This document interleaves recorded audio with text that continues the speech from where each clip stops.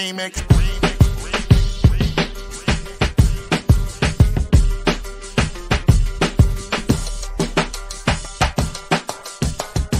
Remix. Remix. Remix.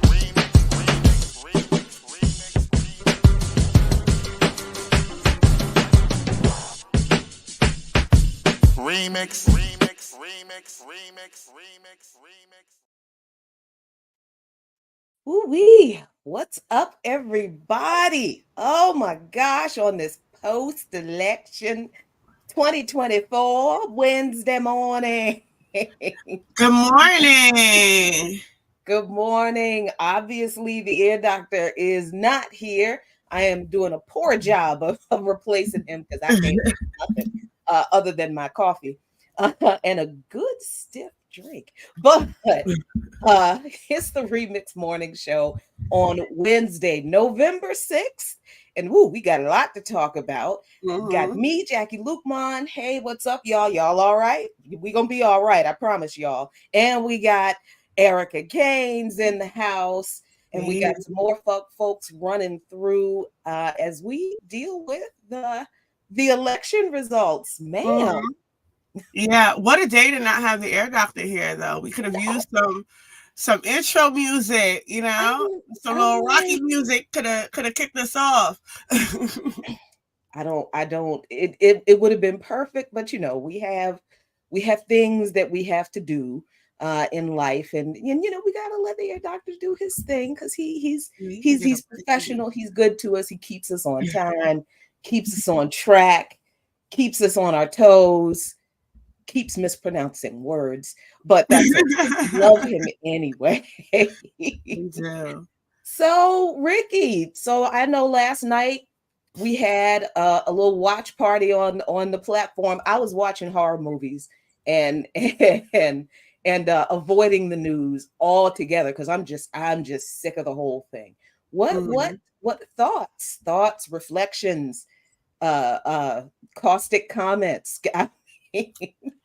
Well, yesterday, I have some election apathy, I suppose. I am one of those folks where it's not even so much voting apathy, it's just the election cycle. I talked about this before, that we don't deal with this every 4 years. This is like now more constant than ever with primaries and then off-year elections and then special elections and runoff elections. It's just a constant cycle that we are kind of trapped in, that we don't even get to think beyond that. So I'm always like, for the last couple of days, it's like, can it be Wednesday? Can it be Wednesday? Can it be Wednesday? Because for me, in the work that we do, it's consistent. We have a very clear line and understanding about the duopoly and the role that it plays. So for us, it's just like, vote the people in so we can get back to what we're doing, so we can, make the proper analysis around the conditions and the times that we're in, and keep the ball rolling. But with all that said, because I was on there last night, in the watch party, so to speak, and watching the numbers, watching those numbers, I had a Nicki Minaj quotes, clean sweep, you get mop toe. Like, I was watching those numbers like, damn, sis, damn. So I woke up and seeing that he won. I went to bed, I want to say 2-ish. And I surprisingly, I looked up, I was like, oh my God, it's 2 a.m. And it was still, I think Virginia had just come in. And I said, no, let me go to bed because I have things to do. But when I woke up this morning, I saw that he won, So for me, I just want to make it clear that I am in the business of punishing the Democratic Party. Yes, indeed. Yes. I am not, I'm not going to make any quarrels about that. I am in the business of punishing politicians. And if they have to be voted out, they have to be voted out, and we will deal with whatever comes. Now, I am not going to participate in this process, but if they lose, I am not going to, because I remember that with the Marilyn Mosby thing.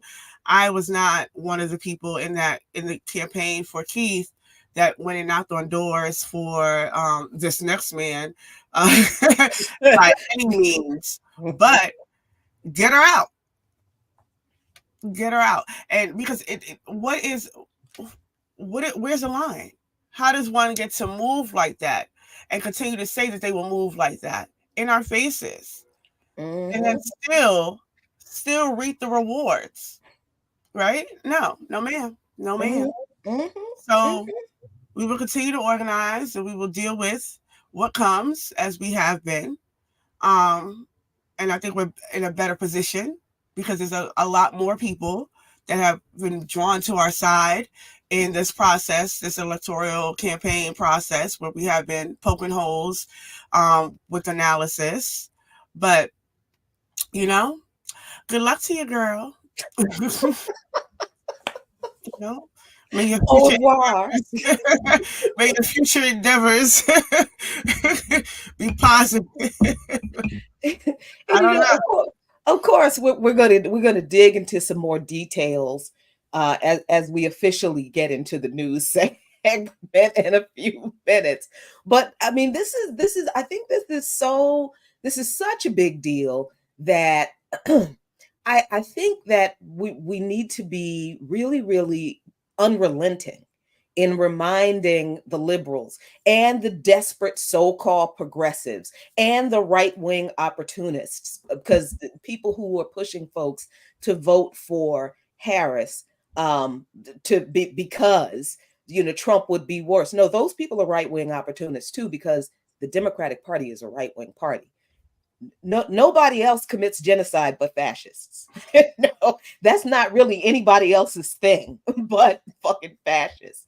And for the Democrats to be the facilitators of, let's be clear, not just what has happened in the past year, but the Democrats and the Republicans, the entire US government, but certainly the Democratic Party and the so-called liberals have been facilitating the ethnic cleansing of Palestinians since 1899. Shit.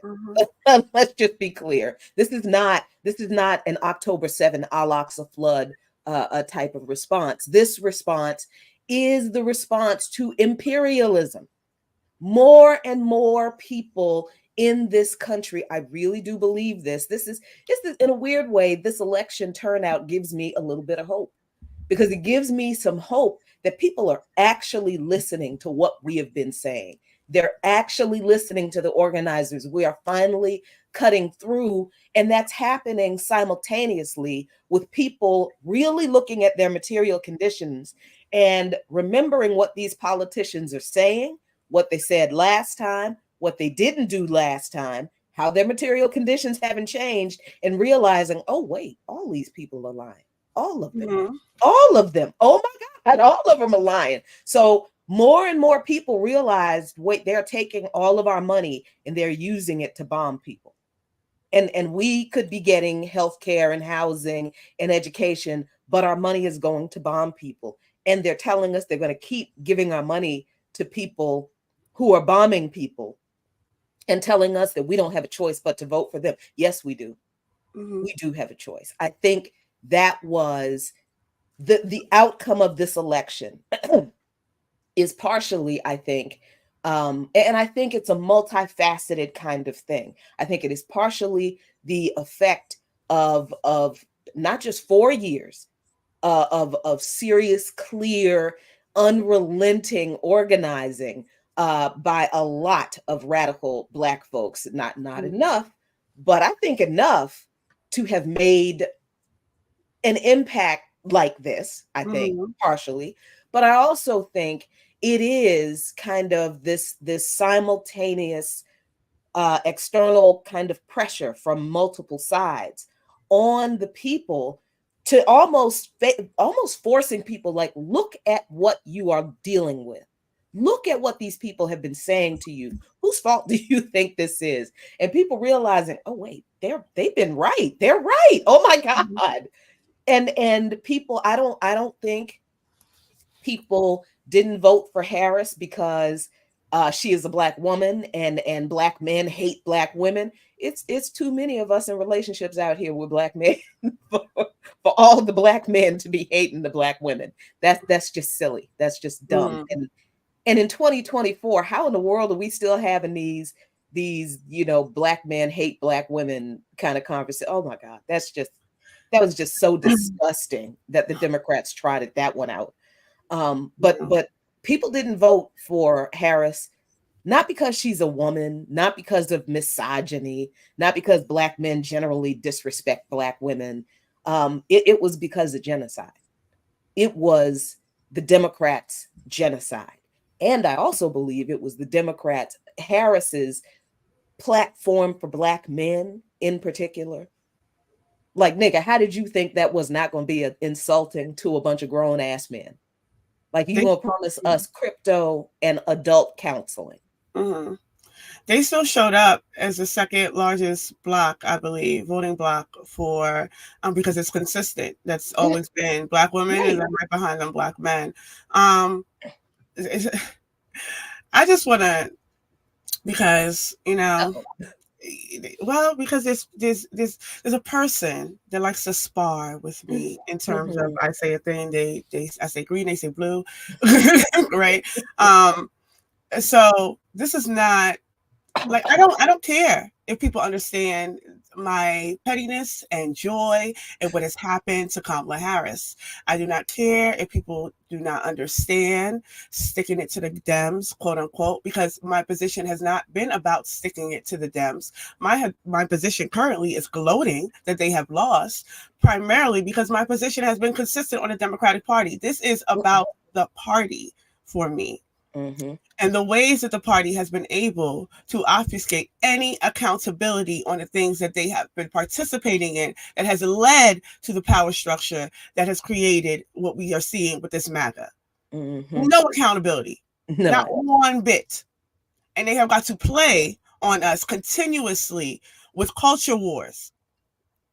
We are in a class war, and they get to play on culture. They have no hard lines on abortion. But this entire campaign, since she has taken over the mantle, since she has been passed the baton, the entire campaign has been gender focused. Could you? You didn't want me to give you your intro? Okay. I didn't know what was happening. No. I was going to do your intro, but you know what? Just like Trump, here you come. So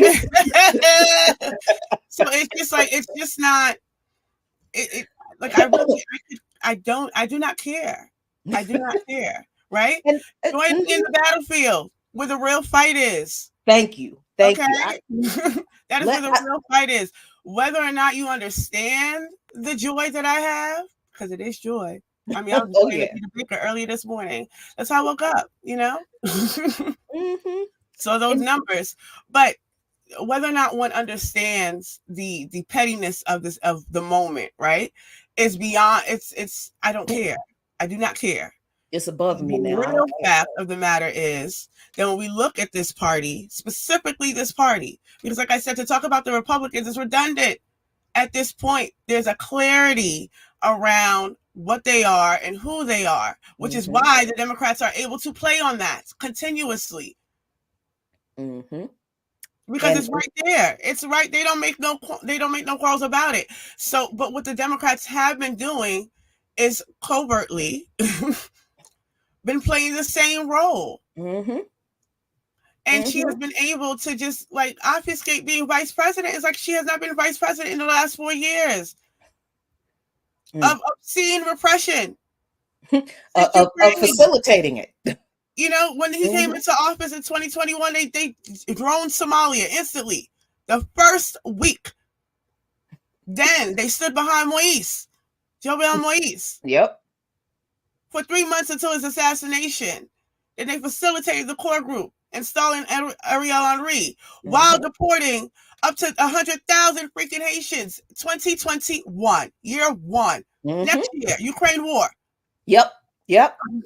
When countless journalists have been disappeared from the internet. Yep. But you know who Next hasn't year, disappeared though? expansion of cop Hold on. cities. Like, Hold on. now. Hold on. We gonna Little get back step. because we gotta go. We have to go down the list so we can end this ridiculous discussion that people keep wanting to have. But you know who doesn't disappear, even when he shouldn't pop up when he should. But I didn't want to. I now, was on the roll. I didn't want to pop back up on. I was right? like, oh, let me stay. I'm gonna stay in my place. Somebody said I was like, yes, I'm on No, man. timeout. I'm on timeout. What No, did you I miss? gotta. But it's just look. The You can't vote. Democrats got punished for genocide. They got punished for genocide. They got punished for lying about doing anything about the economy. They got punished for being shitty right-wing political party dressed up as so-called liberals. They got punished, and they should have gotten punished. They deserved it. Kamala Harris is committing genocide, picking it right up from her boss, Joe Biden, who she was right there with. While he was doing it, she kept telling people, I am going to keep giving Israel weapons. I am not putting any constraints on them after they bombed Lebanon. That's what she said. And she did in the last big speech she did. She said, on one hand, if I'm elected president, I'm going to end the war in Gaza. But then she said, I am not ever going to not give Israel the support it needs to defend itself. You know what the Democrats did with that speech? They cut it up and they played the part where she said, I am going to end the war in Gaza. They played that part of the speech in Philadelphia. And Michigan. But the part where they said that she's going to continue giving Israel weapons, they played that everywhere else. They played the part where she said she's going to end the war in Gaza. I'm sorry, in Michigan. I'm sorry, that was, she pandered and lied to the Arab community in Michigan with that clip of that speech, and then used a separate clip from the same speech where she said she's going to keep giving Israel weapons to kill Arabs. They played that in every other state where the Arabs weren't. You don't think that woman deserved to lose from doing just that nasty, disgusting, pandering stuff? And this is something the Democrats have done in regard to our communities for how many election cycles now? We had 10 years just about of Barack Obama wagging his finger at Black folks. That was literally his job, is to shut the Negroes up.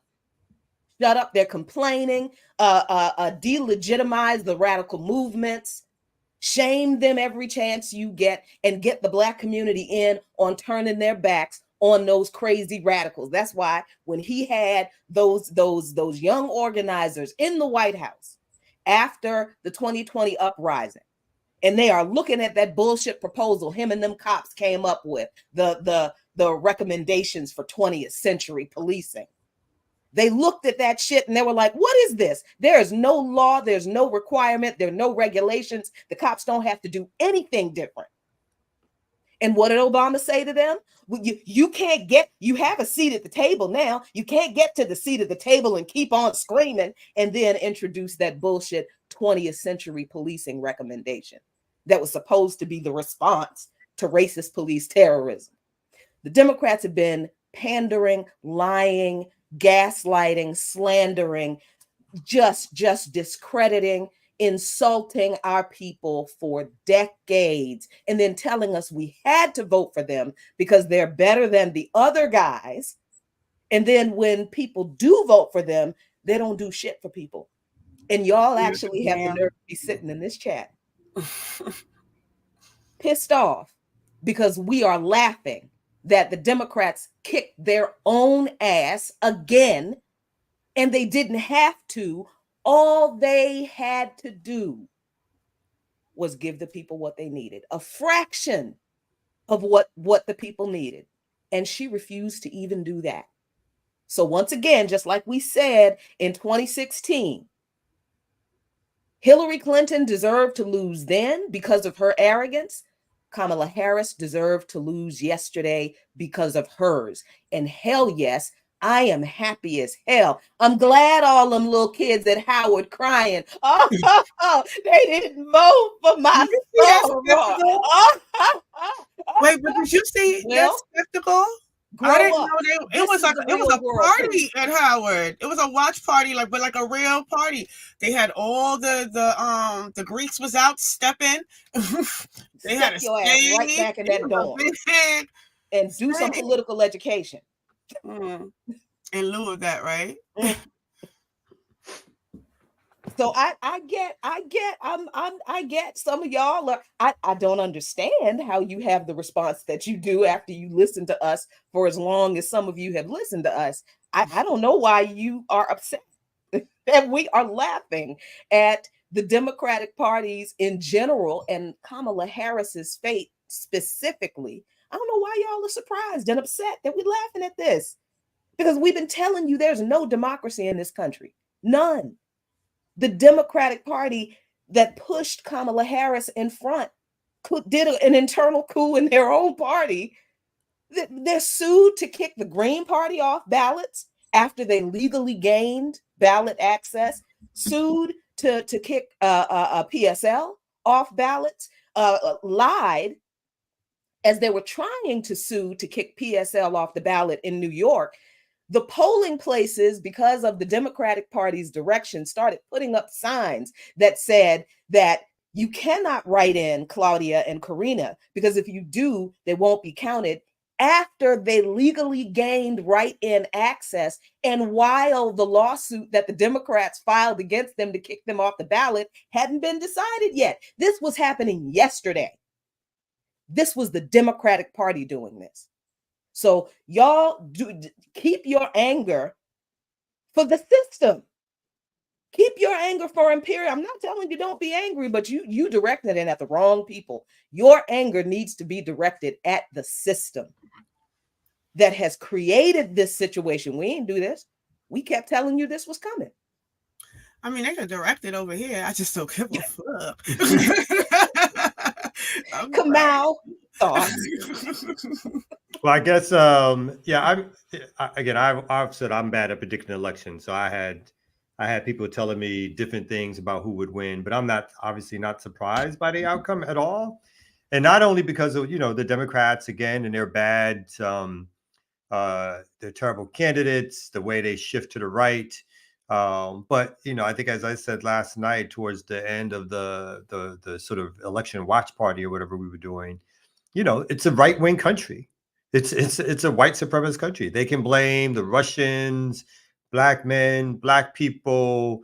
The New York Times, I saw in their first grandiose recapment of Trump now coming back into office and the distress on American democracy. They literally blamed the Democrats' progressive agenda. I was like, what progressive agenda was that? So even for as the New York Times continues to tilt further right, the whole thing for me is like, white folks are voting in mass. Of course, they may have peeled other votes off, but in mass for white supremacists and white supremacy. They always have, and they always will, in mass. And so no one's calling out all the after effects will be calling out all these other categories of people, but not the white folks themselves. And that's why the Democrats, to Ricky's point, will never learn a lesson, because what they're going to do is tilt further right. Oh, we didn't win this. You know why we didn't win this? Because we weren't Trumpish enough. So the next candidate we bring up, we're going to not even talk about LGBTQ rights anymore. We already stopped talking about black folks and affirmative action. We're not even going to talk about, we're not going to do no more. We're not even going to offer the crypto and weed we offered to the black men. All that's off the table or whatever. They're just going to, the lessons are not going to be learned. They're going to tilt further right. You're going to have a party that's just, again, only thinking about not building its own base or organization or fucking with the people who supposedly brought you here or who are your most loyalists and building out from there. They're going to tilt right to be like, what else can we do now to get these Trump voters or whatever? Because that's what they care about. So I'm not by any means surprised. I think historically it makes a lot of sense in terms of what the United States is, what it's always been, where it's headed. And again, I mean, part of this is going to be a further tearing apart, particularly internationally, of U.S. status. I think nationally is going to be like we had the previous 4 years, a lot of disarray, some things that'll be scary for people. But in some ways, I'm all here for it, right? Because if it helps expose, degenerate, lessen the impact of the empire, let's just hurry up and move towards that, and move towards organizing people on the ground to protect ourselves from what I do think will be an overtly sort of white racist, fascist type regime, which again has already been here for a long time. So by no means am I shocked. I don't expect the Democrats to learn anything from this. And I expect the white supremacy to be white supremacy. So they've now captured the Senate, the House, the Supreme Court, the presidency, because they've appealed to the white constituency and what it thinks it wants. And I think that's what we're talking about. Mm-hmm. I think that's exactly true. I mean, and I see folks comments in the chat like, oh, what is the I don't hear the strategy for how we organize against both. Well, you haven't been listening the entire time you've been watching this show, because we are organizers, and we will be doing today, tomorrow, and next year at this time, and 3 years from now at this time, the same thing that we've been doing every day the past 4 years, every day the past 8 years, every day the past 12 years. Where you been?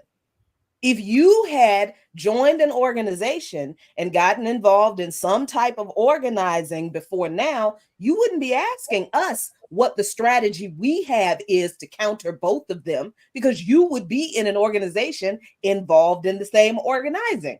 So you would know what the strategy is, and you would also know that organizers do not publish all of their strategic information on the, come on now, we don't do that.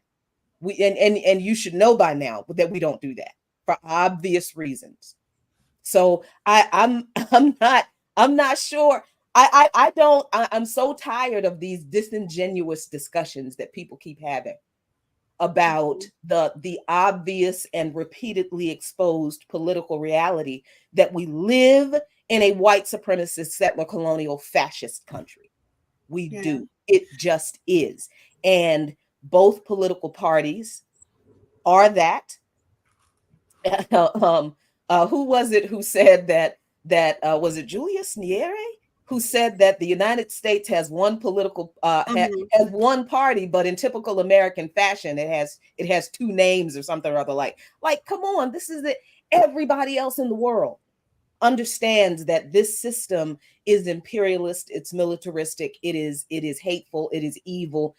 This government is the center from which the world's suffering emanates.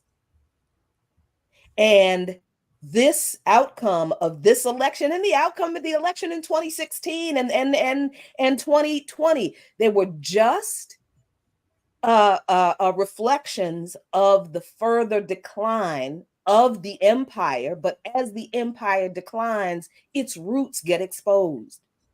So I'm not sure how people are looking at this election and not saying, wow, this really is what this country has always been. Mm-hmm. People just keep wanting to. I mean, I think people have this desire and hope that they can vote away imperialism, or they can vote away white supremacy, they can vote away misogyny. It's like, that's not, again, and you're thinking that these people on the ground are here to vote with you, or you're going to convince.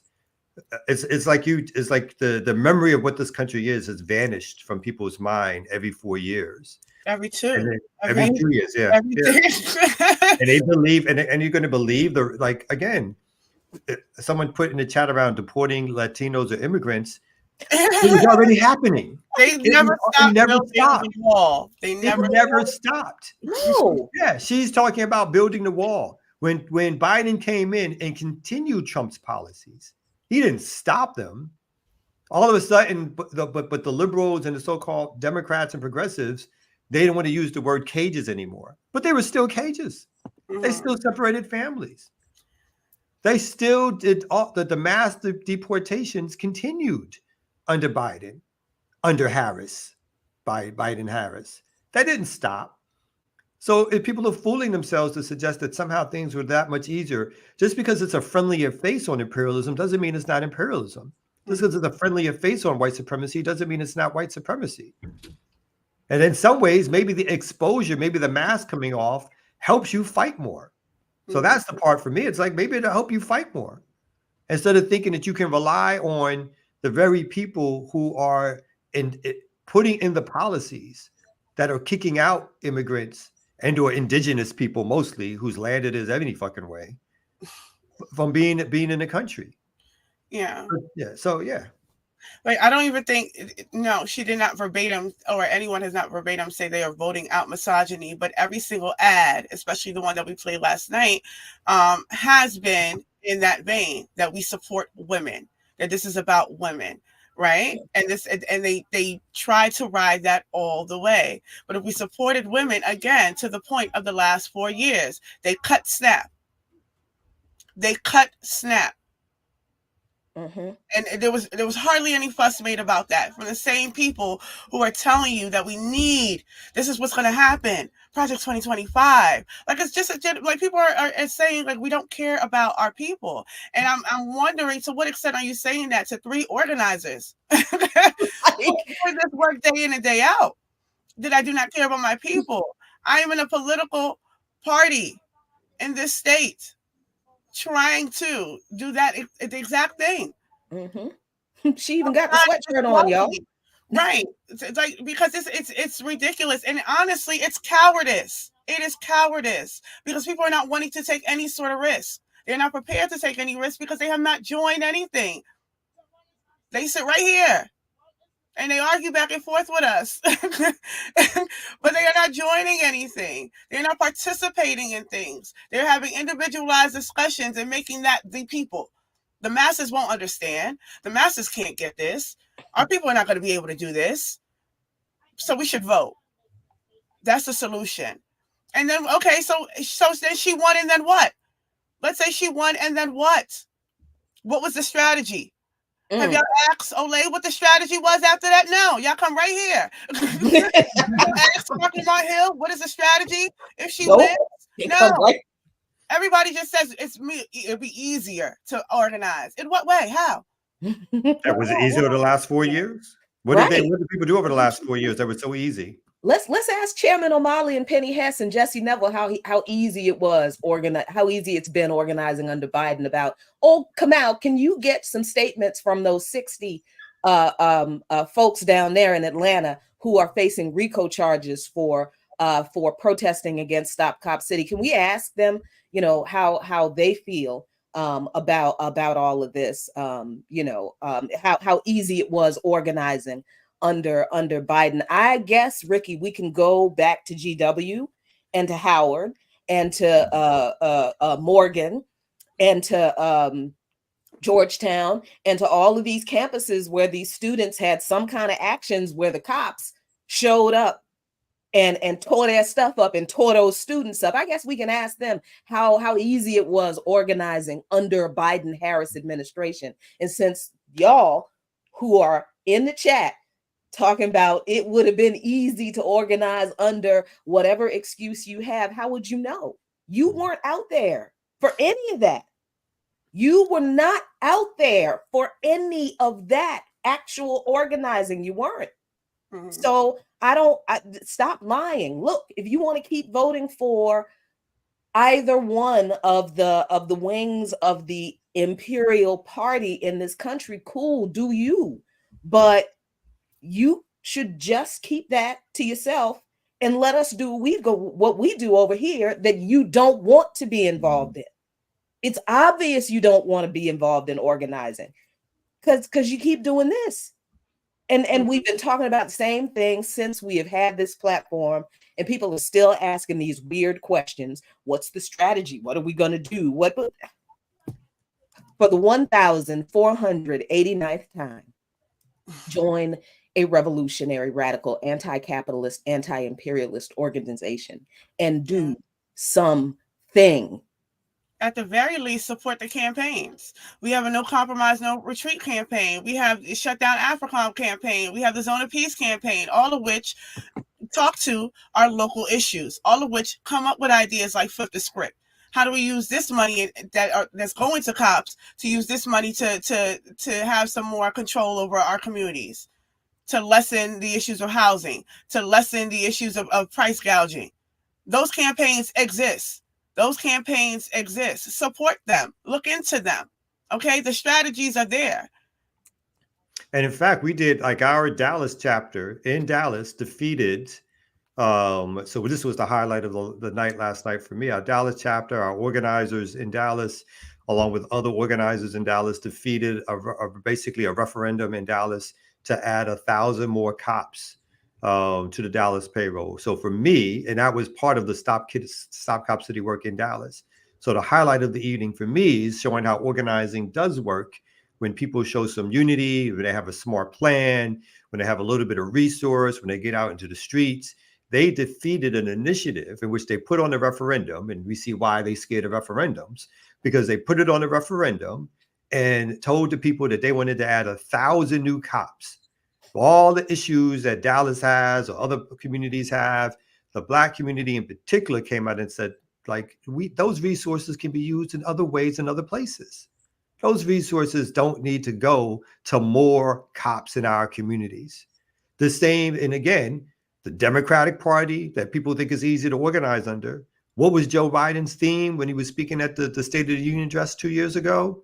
That's not defund the police. Let's fund the police to a standing ovation from both sides of the aisle. Every Black congressional caucus member stood up and applauded, mostly. Stood up and but to rousing applause. That's the future they see for our community. So Cop Mala was no savior, not even a stopgap to stop fascism from coming, as people like to claim. That wasn't who she was. She was here to make it go down easy. She was here to make it go down and make it add a little sugar to it to make it taste good. That was her role, not to stop imperialism, not to stop cop cities, not to stop the disenfranchisement of our community, not to stop the lack of resources going to our community. She wasn't here to do any of that for our folks. But people want to act like because she was a Black woman or somewhat of a Black woman who went to Howard, that somehow she was like the better choice. She was Biden. In fact, in some ways, in her last few years, she was the right of Biden. Yes. She was trying to outflank Trump. So all these lies that people want to tell themselves around who these people are, and again, like to go back to one of the central issues, she was committing genocide. B. What the fuck are you telling me? She's committing genocide. Genocide. I mean, she literally is like Jackie stood up and basically said, "I will continue to commit it. I will continue to arm them to the teeth to do whatever they want to do and give them cover." And so that's not, and when I say it like that, what I mean to say is, I will continue to arm them to do what I want them to do, not just what Israel wants them to do. It's a joint policy. In fact, Israel is nothing but the tip of the spear for the United States, its policy in the Middle East. It does as it's told. And all that other rhetoric you get out here is to calm you down, but has nothing to do with what U.S. policy is and what it really wants and what it's really been doing. All those lies over, again, on the, if it's undercounting, we're talking 40, 50,000 people. How many people are buried under rubble, literally committing a genocide? And folks are trying to tell us that if we don't get out and vote for her, then somehow we're letting fascism come in. She's literally murdering people who the progressives claim are their allies, that they're in solidarity with, their comrades, that they're for resistance. She's literally murdering those people in the thousands, and not just the people resisting, the people living their lives, and through being alive or resisting, right? That's all they're doing. They're being alive, and that's their resistance. because they want them to be swiped away from the land. They want them to be removed from the land. So even by being there, they're resisting. That's too much. But we're supposed to go out and support the person who's not only conducting it, advocating it for the future over somebody else who's going to advocate the same thing. There's no choice there. That's not a choice. It's murder all the way around. Mm-hmm. All right, so let me play this little news segment segue thing, and then we'll actually continue our conversation about the only news that matters today.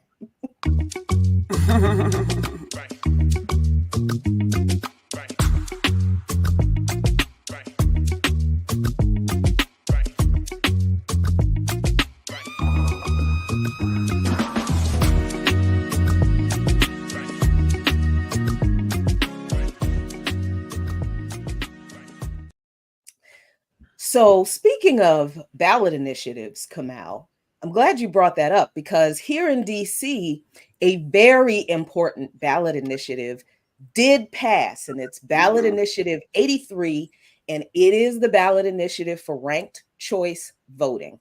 It passed yesterday by a percentage of 72.36%, 174,528 DC residents, including myself, voted for Initiative 83. So this will create a semi-open primary system, allowing voters who are unaffiliated with a political party, like myself, to vote in the party primary election and establish ranked choice voting for elections in Washington, D.C., beginning 2026. So that is another example of where, voting in elections can matter on things like ballot initiatives. And in that way, for the future of like local elections and electoral politics, yeah, that is very important. But again, this whole, and the other thing that happened in DC is that Council Member Trayon White, who is under investigation for bribery charges, was, because this is DC, y'all, and there's still enough of us in here that we do try to protect our own, even when they act up. But Trayon White was supported by the people, and he was the city council put forward a measure to kick him off the city council, and that measure was voted down.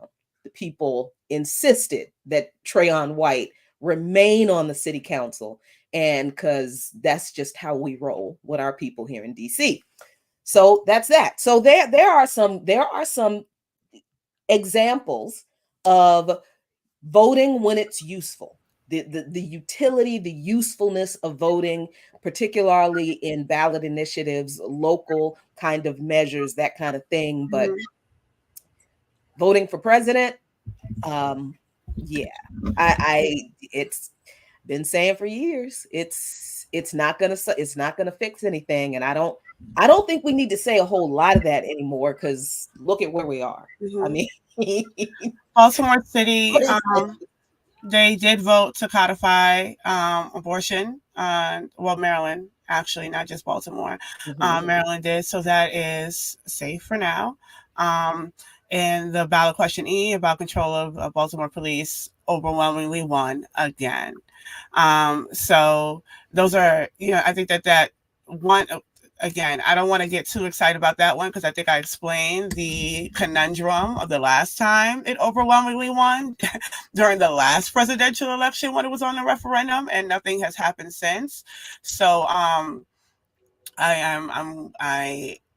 I think that is a step towards being able to better talk to people. Like, when we talk in our town halls that we have monthly, people are talking about how do we get to speaking to everyday regular people. Oh, and Jackie, I put two got it posts in the chat because, again, this is work that we do consistently. So PACA, the Pan-African Community College, Community Action. Might as well call it that.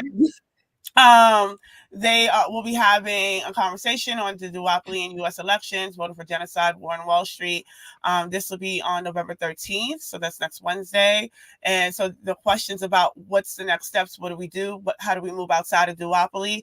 This will be a community conversation that folks will be having. It's also a hybrid conversation, so there's a virtual link attached. You can find out more on Pocket Power on Instagram, and then they also have I think it's papapower.org on their website to find out more. And then Baltimore is also having a conversation on town hall.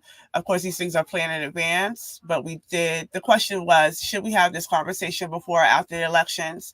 And we decided it'd be more valuable after the elections, because before the elections, people already made a decision one way or the other about the duopoly. But once we learn who is the winner, I suppose, of Empire, it'd be a better discussion to have about what is our next steps as a community, as the everyday people, especially as people who are swayed by the language and the rhetoric of the Democratic Party that isn't in fact working against the working African class masses. And so what do we mean when we say that? What are the solutions and next steps that we could think of collectively? These are continued conversations, right? So I say that to say, I am not just talking. That's the frustration. The solution is not just join an organization. I mean, it's really disingenuous and bad faith that what's happening in that chat anyway. But the solution is not simply just join an organization. But what we're saying is, if you have questions about strategy, about tactics, about objectives of a people, those are questions that can be resolved better inside working with a collective of people who have the same objectives that you do in terms of wanting to see your people free. And if you can come together on that point of unity, that strategizing around what does that look like? How do we get there? What does that take? That becomes a conversation that happens within organizations that you can better structure and hold capacity for. You cannot do that as an individual, talking to people individually. You cannot do that as one person talking to your family member. You're not going to shift people that way. But what does it look like to have all of this propaganda and be out there talking to hundreds of people? Because you have 1,000 flyers. You have to talk to 1,000 people with them flyers. And in that thousands of people, you have a line and a pitch. This is what it is. And by the time you get to the 200 person, that is natural to you. To talk to people becomes natural to you. But that is something that you learn through organization. Because you are required to do that in organization. You are required to develop something that speaks to the masses of people. So you develop that muscle, you develop that skill. So that is why the recommendation is to join an organization. The recommendation is also to join an organization because clearly we are out organized. If we are clear about the role of the duopoly, that this is one plane, two wings, or one bird, two wings, or however people want to put it, right? There's a clarity there that people understand. Then we know that they are working together. While we are disorganized, asking questions, you know, we're blaming each other for the imperial, the imperial country doing what it does. Like, oh, like you're going to stop something if Kamala got in, and you think there's a clarity of thought. If only she had won, and you feel relieved by that thought, right there and then, it means that you're like awash in propaganda. So the clarity of an organization, particularly a radical organization, is to fight through so that you don't feel alone, or you don't feel like your allies are on MSNBC, because those are not your allies for liberation. Those are your allies to keep you on the couch thinking that you can vote and consume, vote and consume, vote and consume, which is right where they want you. So the idea of joining an organization is to get you surrounded by people who are at least thinking about these things. As Ricky said, like to get you figuring out how do you move people. It's a slow process, no doubt. You don't defeat empire overnight. You don't defeat something that has this propaganda, this military apparatus, these resources overnight. But you certainly begin the walk by joining organizations and putting time and energy into it, as opposed to sitting on your ass and thinking that if I vote for Kamala, somehow we won. You would have won. Or now, you know, like, oh my God, Trump is here. He's been here before. Right. In several iterations.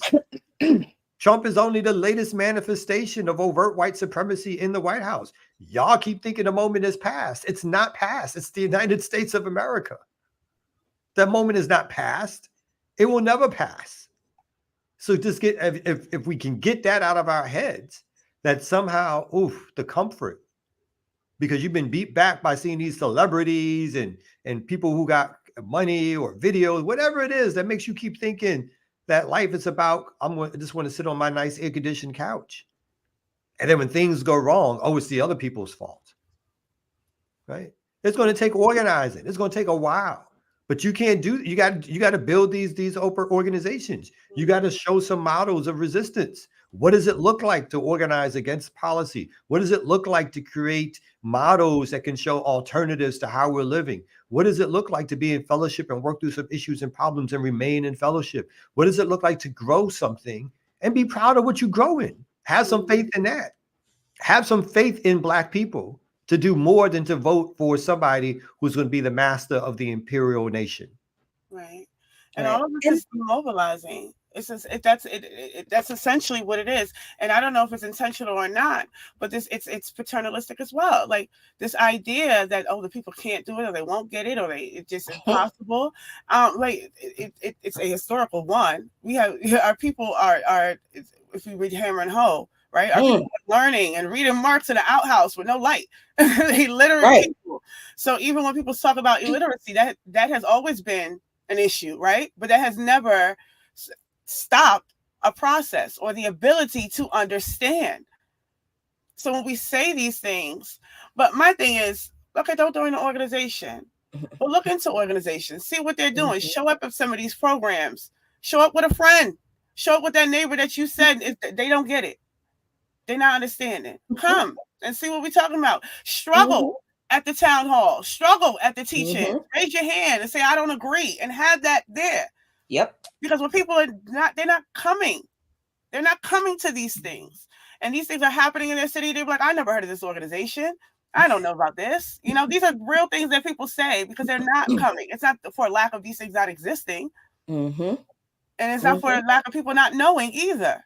Right. Because we advertise our work on this platform every doggone day, just about certainly every week. People know when BAP, PACA, Umoja, community movement builders, people know when we are having events that are open to the public. Everybody knows all of these events are open to the public. We provide the links so that people can join virtually. There really is no excuse for people who we know have been a part of this community for a while, coming here and asking these really disingenuous questions and making these really, really just weird comments like, because we are organizing all of the time, I don't know what people think. Like, do people think we get paid to do that?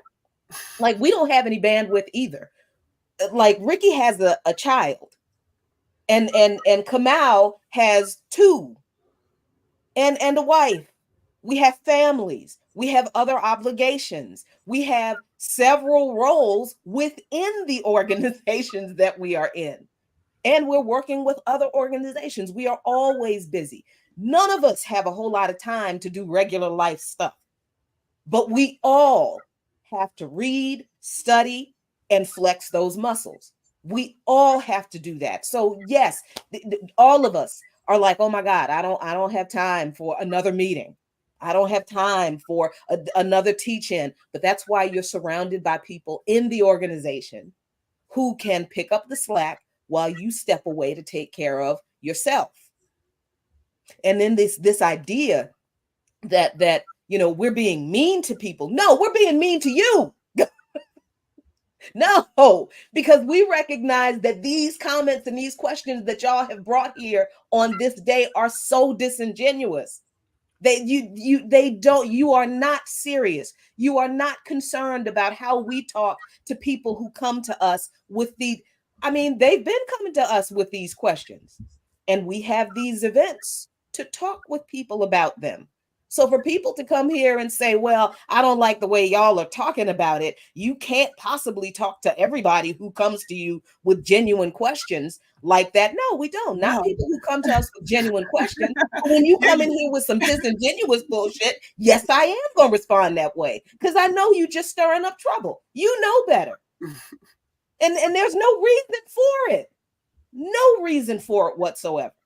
So if people are serious about wanting to do something different, then please find a place where you can actually do something instead of coming to the people who have been trying to do something and telling us you don't like the attitude we have on the day that the blue genocidaire kicked her own ass. Let me have my joy, doggone it. I don't have that much in life. Right? I thought this was a campaign of joy. You know? I just wanted to, I put up the Young Black Economist. I don't know why I caught it says, you also can't ask for unity, but say anyone who thinks differently than you is wrong, become very standoffish with that attitude, whatever like that. Okay. And so, in terms of like backing up, so I mean, obviously the point of a platform like this is not necessarily strictly to speak to those who already agree with us. We obviously do want folks to listen, to hear, and to understand. And I don't necessarily expect everybody to agree with me, but the hope is that people will take some steps, that if they came to the platform to hear something other than what they get on MSNBC, that they'll once in a while pick up one of the books that's recommended, look into one of the organizations that folks talk about, do your own evaluation about what you see happening in terms of how the country is being run with information that maybe you didn't hear before. So don't always think about how you're receiving the information, but think about what the information is. Mm-hmm. And even when your natural instinct is to say, like, I don't agree with it, I don't agree, well, investigate. Not so much investigate because you think we're always wrong or you're always right, but investigate because it's an alternative point of view that maybe you haven't heard before in a way, and then begin to start to think about what are you going to do once you investigate, and in my estimation, truth is revealed, mm-hmm. right? Because most of the people, even when they have differences, once we start talking about the role of the United States on our people and in the world, most folks don't have much differences. But the question becomes then, what are you going to do about it? Or what is your role? As opposed to, again, citing to us that you think it would have been so much easier to have Harrison over Trump, or the consequences of Trump over Harris in terms of the country. Sure, there might be some consequences, but again, the role of Harris was never to end any of this, and it is a complete lie or a complete misunderstanding of how the system works to think that somehow she was going to be easier to convince to stop doing the things which she's already endorsed and already said that she would continue to do. So if you still believe that, then that's a dysfunction, I think, of how you process information, right? And I don't mean that to be mean or anything else, but people are misunderstanding what it is that capitalism, imperialism, white supremacy, what that actually means. That means a continuation, not a break. Harris represents a continuation, whether she represents that continuation in black skin, as a woman as opposed to a man, it doesn't matter. It's a continuation of what's already been here. And you don't wipe that away because someone looks different than the person who's been doing it before. It is to the benefit of imperialism a lot of times, which is why the imperial parties fight each other at times. The differences in the ruling class outlook of what's the easier way to get imperialism to work. Mm-hmm. Do I just shove it down your throat with a gun? Or do I try to ease it down with the threat of a gun? But maybe I throw some money out there first, or I throw somebody who looks like you out there first, or I say it with some kind words in front of it first. But in the end of it, it's still pushing imperialism. It's still pushing empire. Harris didn't speak one time about closing some military base. She didn't speak one time about, again, ending the genocide. She didn't speak about how she was going to bring real resources to the larger Black community. She didn't speak about dismantling a capitalist system that hoards wealth. None of that was really on the table. So you can't just keep thinking that, oh my God, she lost. And then it's like a soap opera, or like a TV show. You're buying into some character or some reality show. You're buying into some character that doesn't really exist. She exists as a vehicle to express to express empire through. That is her whole reason for being. And once they see that model doesn't work, they're going to go back and tinker and find another model. Who's our next Obama? Who's our next Clinton? Maybe even who's our next Biden? Because they think those models worked better. So they're going to go back and tinker, not for your liberation, not for your freedom, not to make your lives easier, but to tinker so that you can figure out what's the best way to keep the imperial enterprise going. That's the game that's being played. So that's why we got to get out the game. Mm-hmm. I think also it's important that sometimes, even if it's directed at you, it ain't about you or even trying to reach you. Some people are not reachable, right? And so even struggling with someone one-on-one is about who else is here listening. Because if I don't reach you, that person is watching me. They're listening intently and they're picking something up. And when this conversation is over, they're coming to me asking more questions. So even consider what you're saying to people and how you respond to it. Because unity, again, even when we talk about in terms of like Africa, right? How people go, Africa has no friends, right? This is we're not talking about like altruistic things, right? We're talking about a struggle towards our liberation. And what do we need to get there? So if we're talking about unity, unity has to be based on something, not unity for unity's sake. But at the very least, are we moving in the same direction, right? And then there's a point that we can find unity on. But again, that comes with struggle. That comes with interaction. That comes with actually engaging folk. And sometimes the folks are not going to be reached. And sometimes people got to be left behind. And that just is what it is. But that you learn that through engagements. And then you have enough engagements. You know what is a bad faith engagement and you don't even start it. You don't even continue that conversation. Because you've discussed this enough. You know where it's going. But again, these are the processes of actually being involved and actually talking beyond the circle that you know. That now becomes all of the Black masses. Mm-hmm. And you know, somebody commented a little earlier that unity presupposes organization.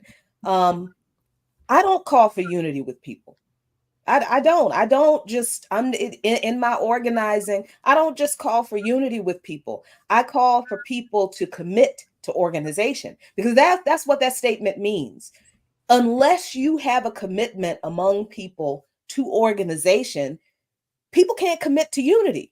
If they can't commit to being organized, to have their consciousness raised, to learn strategy, to struggle toward a common goal and how to reach it through organization. If we're not committed to those things in organization, what are we, well, like Ricky said, what are we unified on? What are we unifying about? Are we unifying because all of us are Black? Okay, well then if we're unifying because all of us are Black, what about those of us who are anti-capitalist? Are we unifying those of us who are anti-capitalist with the crypto bros with 19 keys in them? Who were probably very happy with Harris's platform for Black men? Are we anti-capitalists unifying with the Black capitalists? Because I mean, if we can unify, if we can come together on something, that's unity, but that's not the kind of unity we need to address the material conditions of our people and the struggle against this imperialist system. So the unity is not something that we don't organize to call for unity. We organize to call people to organization, to commit people to raising their consciousness, to organization. And our boss is online. So you know what? I'm gonna stop talking.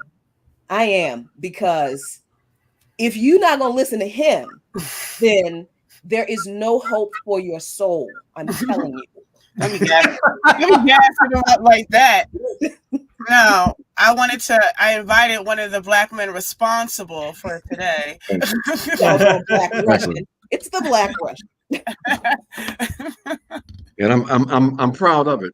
I told somebody I put a tweet out this morning that if any way I played a role in the defeat of the Democrats, it would be the proudest moment of my life because I mean, it is so incredibly distressing that we did have numbers of our people who were willing to trade off the lives of Palestinians for the idea of some degree of quote unquote security in the U.S. And this is counter to our traditions and our values, but it's counter to our movement and our commitment to internationalism, our commitment to the fact that we're part of the human race, if you will. Okay. And it represents the first time ever in our history where we have Black folks who would support racist genocide. So I'm so proud of the people who decided they weren't going to be able to do that. They weren't going to vote for genocide. And I'm glad that they in fact lost, because if they think about the consequences of them being rewarded with a victory after being the driving force of this genocide, there will be no constraints. There will be no constraints. There's very little constraints right now anyway, as a consequence of them normalizing violence and war as instruments of advancing U.S. foreign interests, foreign policy interests, and repressing people domestically. But if they would have been allowed to continue this with a Biden 2.0, we would have been even in more trouble. I mean, people are going to catch some hell, no question about that. But we realize that no matter who sits in the white people's house, that our struggle was going to continue. And I'm glad that we have now even more focused struggle to deal with. And in my opinion, what is that focused struggle? We've got to intensify the internal class struggle, Africans. We've got to completely, to the extent possible, delegitimize collaboration with racist neoliberalism and the racist neoliberal party, the Democrat Party. Okay. We can't get to the primary contradiction, the primary enemy, when we have this buffer class, this buffer element, this Black petty bourgeois professional administrative managerial sector that not only occupies spaces in the state, but also in the general consciousness of our people as representatives of quote unquote Black progress. They have to be dealt with, and dealt with real serious intent to undermine their credibility. So I'm happy, folks. I feel good. He would, because that man lives and breathes to organize. So for folks like us, yeah, they're it, because it's just like, listen, this is the work we told you we were going to do on November 6th. Here it is, November 6th, and we're going to do what we said we were going to do, because this is what we've been doing all the time. And our point has been proven. The point that we have been making about the empire has been proven. So yes, we have joy, doggone it, because it just gives us fuel to keep going. But you know what? You don't have to listen to me either. You don't have to listen to me either, because there's some more guilty Black men. All these Black Russians that made Kamala Harris go home. Y'all don't love that Black woman. Rafiki, what's wrong with you? I don't love that Black woman. you said it, I mean, it's clear. I've been celebrating all morning, If you got two enemies and one enemy defeats the other enemy, then you left with one enemy. It's just simple mathematics. So I'm really happy this morning. My concern, though, is with my people's psychology. because these Democrats have been selling us false hope and dreams for a long time. And each cycle in this presidential election process, we see this attempt to make our political action about our hopes and dreams instead of about things that really matter, like our freedom and like our liberty and like our material needs. So, and I was watching the TV this morning, and they had this black psychologist on there, and he was saying how people are crying and emotionally disturbed by the loss. So it seems that the Republicans have dashed these false hopes and dreams, something we haven't been able to do. And I'm tickled to death by it. I'm tickled to death. Good morning, everybody. How y'all doing? Good morning. Good morning. No, I did want to bring the both of you on. I call them at 6 a.m. Both of them. Hey, why don't y'all come on? Because I saw the good news. You know, I woke up to the good news, and you know, there was no better discussion to have this with than two of the Black men responsible. So I wanted to bring them on primarily because there is the question of the what now, right? So even to the extent that the Democrats have lost, and there are people who are saying we're disillusioning ourselves. There's no failure of the Democratic Party, and I would agree, right? I don't think we're in disillusion. I think we're gloating and being petty, but I think there's a clarity around that there's still a stronghold. The structure still exists, but this was a chip in that armor. That they did think that they would swindle the public and run away with the award, and it just did not work out for them in that way. But with that reality, what are we doing now? What is it to be done now? So obviously we tell people join an organization, but what do we mean when we tell people join an organization? And why are we telling people join an organization? And what is the political objective overall that we should be guiding towards? And that's my one question, because I know that y'all can go on a tangent. Jackie, come out. I don't know if y'all want to get y'all question in now and then let them go, or but yeah, what is to be done? Yeah, and I think because I'm just gonna sit back and let y'all. I'm gonna get off the screen. I'm gonna go get me some more coffee, and I'm gonna let y'all talk. Because I said a couple days ago, sometimes I just need to sit at the feet of my elders, and this is one of those moments. So, for people who are saying like, oh, they're telling us to join an organization. Why should I join an organization when we've been organizing for 50 years and there's no progress? So what do we keep doing?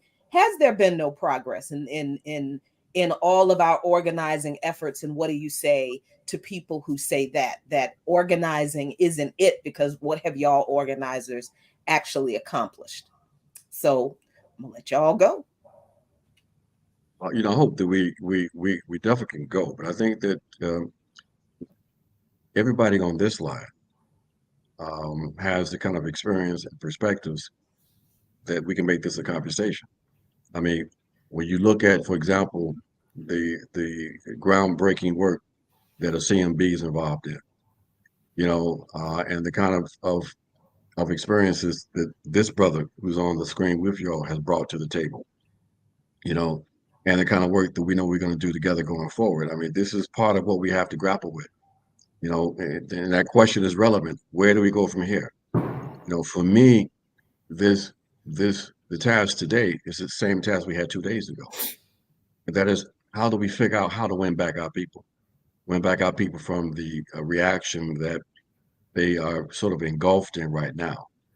When we say reaction, you know, Kwame Ture reminded us that when we talk about or we render a critique or criticism of our people, well, we don't include the role of the oppressor, that we have made a profound political error.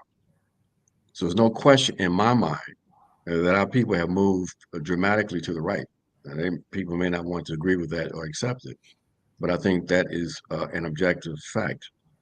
But that didn't just occur because our people have just sort of normal rightist tendencies. I think what we're seeing is a reflection, a consequence of, in essence, a 50-year counter-revolutionary process with the objective of make two objectives. One, trying to ensure that another generation that emerged in the 1960s and 70s would no longer emerge. And secondly, to do that, it was to, in essence, make us, quote unquote, Americans with American values and American perspectives and the kind of parochialism that's so associated with being a, quote unquote, American. And so this is what we see. We see our people moving to the right. We see our people taking up positions that we would have never dreamed of seeing our people take up 30 years ago, being in the forefront of the anti-immigrant sentiment in the U.S. You know, talking about people need to go back to their homes and all of this. You know, fully embracing the imperialist, militaristic policies of the U.S. And being relatively silent on the kinds of conditions that our people are facing across this country economically, and going for the okie doke of laying that at the feet of immigrants as opposed to the system itself. So, you know, we have a lot of work to do, and one of the consequences of this this defeat, this sort of tactical defeat on the part of the enemy, is that we know that they're going to be attempting to try to explain to themselves what happened. We know there's going to be some degree of realignment within that Democrat Party. And we have an opportunity to add our voices and perspective and analysis to this conversation. But while we do that, though, we also have an opportunity to try to expand our respective organizations. Because, yeah, we do encourage people to be part of organization because the message has to be consistent. We cannot advance our interests. We cannot ever, quote unquote, win without organization.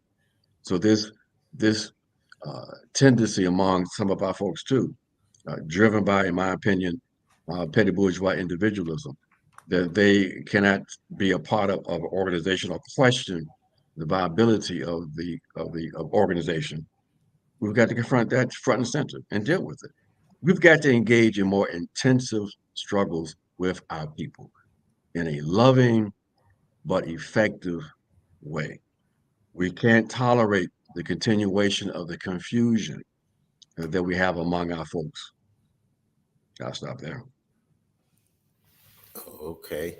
I would add that there's a quote that action without thought is empty, and thought without action is blind.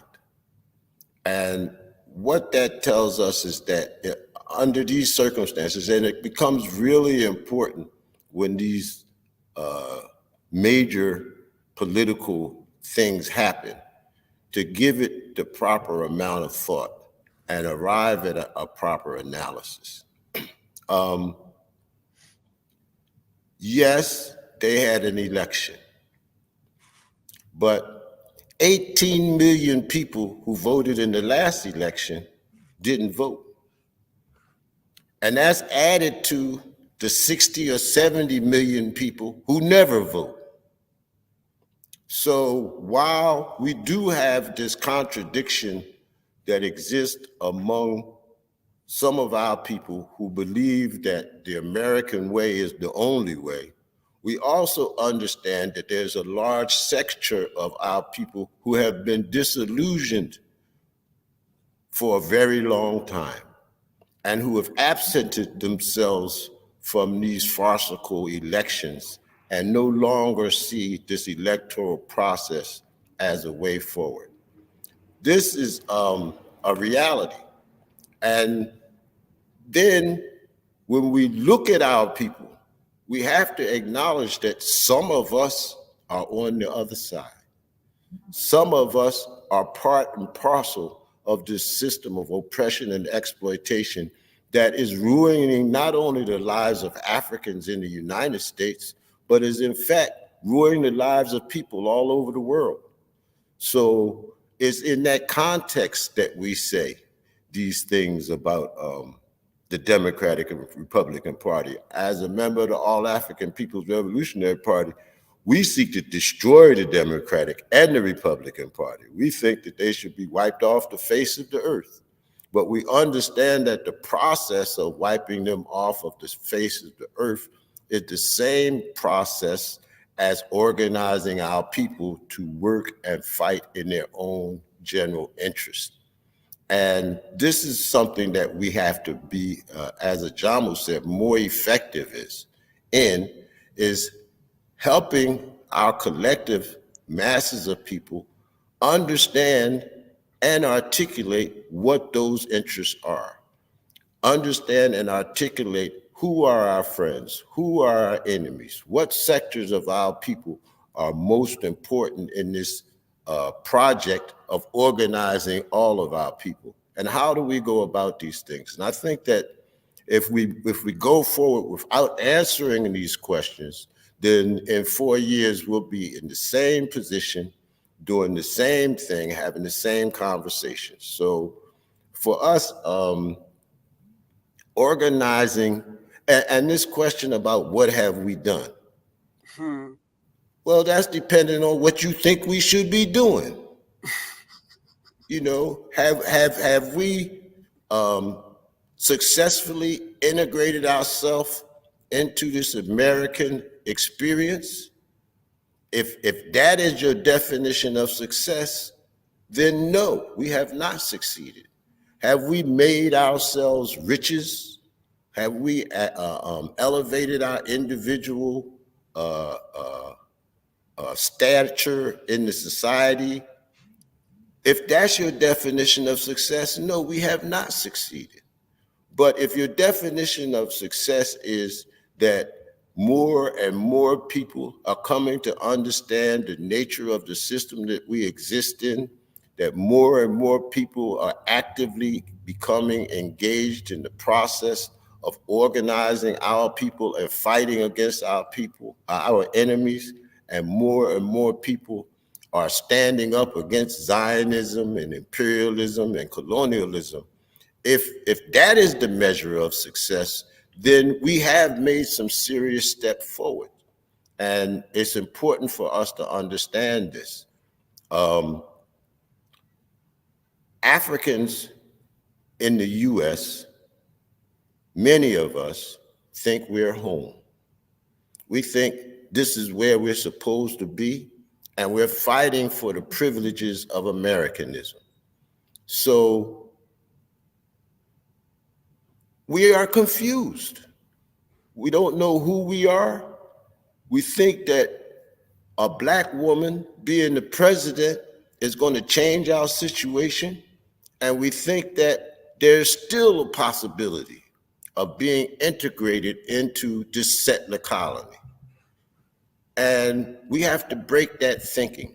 We have to find, as Ajamu says, more ways to communicate to our masses. We have to engage the people. We have to talk to them. We have to walk with them. We have to bring them into these movement spaces so that they can begin to understand why we're engaged in this fight and why they should be engaged in this fight.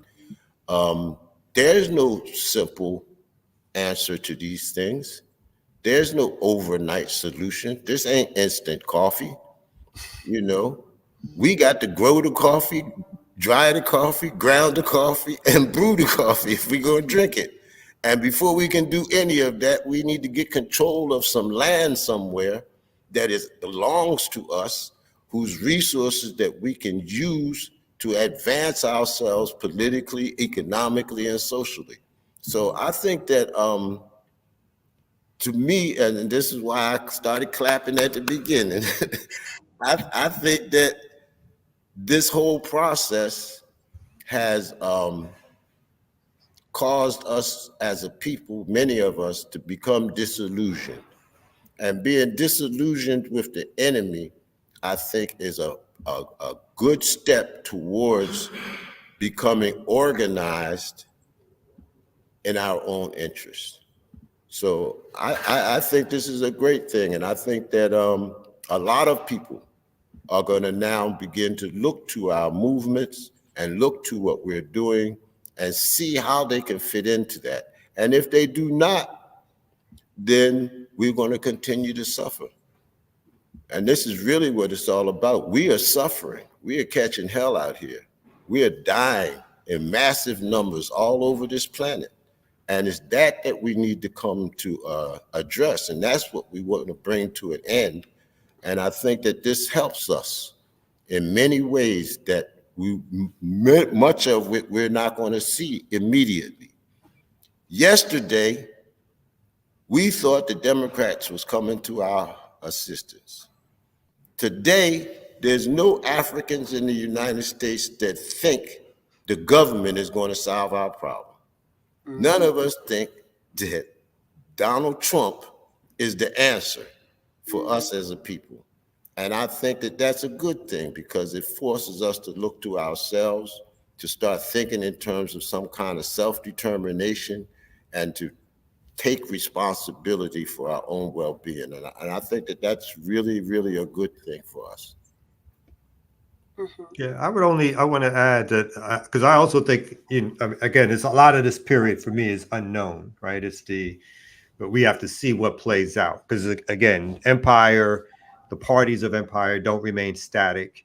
They also make adjustments. And again, a part of their adjustments will be to continue to try to capture our people and keep our people as a part of their structures. And I also think this is a moment of sort of something that Ajamu said. I completely agree that we are basically at war with a bourgeois element that has seized control of our larger ideological thinking and what organizations we join and what we do and how we think about the world. That takeover has happened, particularly over the last 20 years. But obviously, it's been something that's been going on since the destruction of the Black Power movement, the radical Black movements of the late 60s and 70s, and with its replacement as the predominant way in which we were supposed to be organizing through the predominant way in which we're supposed to be organizing, which was handed to us, of course, was through these electoral politic apparatus.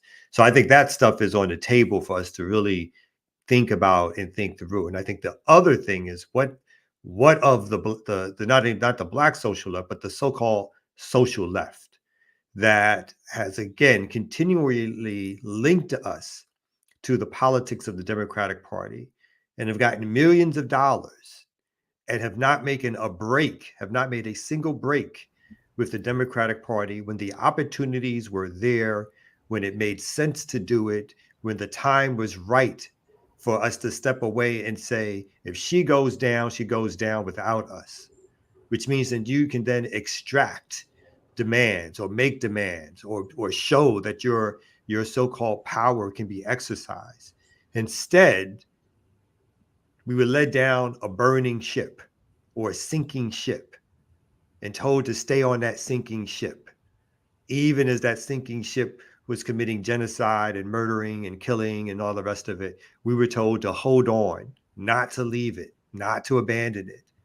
That to abandon it meant there was another ship behind it that would do us more damage or something.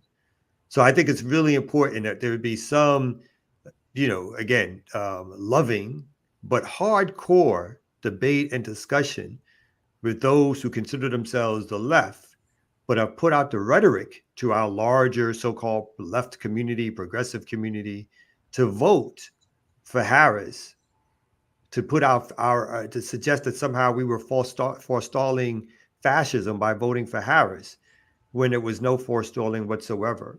So I think those kind of things are also important moments to begin to reckon with, to have discussions, to have debates, to have fallouts, to re-come together. Because we can't just keep going down that same road. That these folks, that the little power or the little recognition that the left gets is usually through those arms and not through our arms or whatever like that in terms of the reach. So I think there has to be a reckoning with which way forward and why not the way that that others are going to suggest that we go, which is going to be to continue to stick with the Democratic Party, which is going to be in 2 years. It's going to be an important election. And then in 4 years, it's going to be the most important election again in your life. How do we make that break so that these folks don't continue to hold sway over what's left of a left in terms of what next has to happen and be done. Mm-hmm. Can I, Ajahn, before you answer that, I also, in addition to that, Rafiki, if you can speak to the quality quantity, because I think that has somewhat to do with the question of what are we doing with these people. So yeah, you go ahead. Well, I think that Yeah. these are some very important questions, and I think one of the answers we have to grapple with is what will signify, what would reflect a politics that people can understand, that people can recognize, represents our needs and aspirations. And what that suggests to me is that we've got to go from the general level to more specifics in terms of the kinds of issues our people are facing, provide in a loving interaction, conversations with our people, dialogue with our folks around what are some of the real concrete solutions. And those solutions have to be based in a position that suggests that while we can unite around certain kinds of structural reform and reformism, if you will, to a certain extent, that reform has to be seen as part of a process of transcending the system, that we can no longer afford the luxury of the idea that, in fact, the system can, in fact, be reformed, that we've got to recognize and identify the enemy. And the enemy is this colonial capitalist system that has to be defeated. And so we have to have, I think, clear politics. We have to talk about and help people to understand the nature of the political economy, the capitalist political economy, where we are our position within this economy, the role that we play and will continue to play, the kinds of constraints that are being imposed on our people structurally because of where we are situated within the economy. We have to have our people get some clarity, because without that kind of clarity, then we can't have effective action. Okay, so we don't need to play with um, ideas that continue the belief that we're going to be able to solve the issues that our people are facing through just reform. When that sounds may sound contradictory to a certain extent, but it's not, because basically what we want to talk about is the need for structural change, but in that process of winning state power, of being able to structurally transform this society and by extension the world, there's still certain kinds of things we can organize around. And I know some people have issues with the issue of how we identify certain issues and organize around them. But I'm of the opinion that there's reforms and there's reformism. There are reforms that cannot be reconciled by the system, that can be identified as representing the internal contradictions of the system, and that in the process of building alternative power, we can win concessions from the state. But if we understand that these are concessions from the state, and that the objective is the continuation of a forward progress toward building a revolutionary alternative, then we won't get confused and won't get stuck at the level of reformism, if that makes sense. So this kind of politics is what we have to engage our people in and struggle with folks, okay? Because we don't have the answers. We have a sense of a direction, but the way we can get where we think we might need to go is to be absolutely honest and clear with people and talk about the need for revolutionary change. Talk about capitalism, talking about this colonial process, talk about the reality that people around the world are facing as a consequence of being oppressed and exploited by this empire. And talk about the war that we are in fact involved in, and why we have to be prepared to deal with the repressive apparatus. That's why we have the resistance against so-called cop cities. That's why we're trying to make the connection between militarism on the African continent and militarism in the US. That's why we don't want people to understand that this repressive apparatus is moving in such a direction that basically it is undermining any kind of pretense for democracy, and that we have to be in a position to resist. And lastly, we have to talk about the fact that in this war that has been imposed on us, we have to build the institutions and structures that will allow us to survive. They're imposing and will impose even more so austerity on our people. And how do we deal with that? We've got to build multi-dimensional organizations that address not just the political needs of our people, but also some of the material needs of our folks. We've got to build more effective local organizations. We got to engage in serious base building processes, because the war is only going to intensify here in this country. And we are watching and experiencing the last gaps of this dying empire, but it's not going to die in the next few months. All right. So the question we have to raise for ourselves is, how do we struggle and survive simultaneously? So these are some of the things we've got to grapple with. And I feel good because I think we can grapple with these things in even more clear terms now, that at least for a few years, the illusion of being saved by the Democrats has now been dispensed with.